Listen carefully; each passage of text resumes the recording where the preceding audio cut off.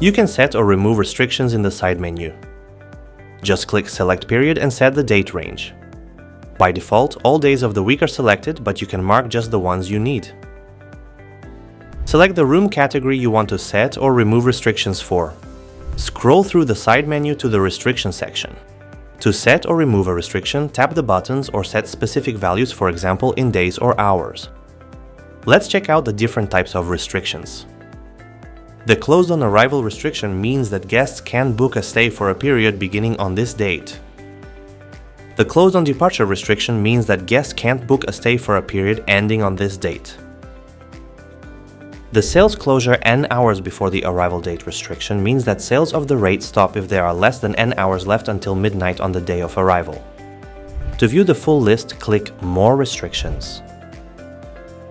The sales opening n hours before the arrival date restriction means that guests will only be able to make a reservation n hours or less before midnight on the day of arrival.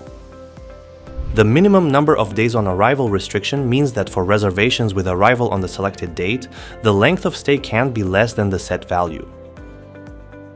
The maximum number of days on arrival restriction means that for reservations with a date of arrival you choose, the length of stay can't be longer than the set number of days. The minimum number of days for the stay restriction is triggered if the reservation dates overlap with the selected day. In this case, the length of stay will be no less than the set number of days.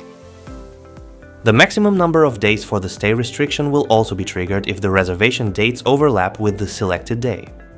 In this case, the length of stay can't exceed the set number of days. You can set or remove restrictions for special rates the same way. To open the settings, click More Details. Don't forget to save your changes. Set restrictions are displayed in the table. Hover your mouse over any gray square with a number to see information about the restrictions. That wraps up our review of the rates and availability section. Check the description below for a link to the instructions we covered in this video.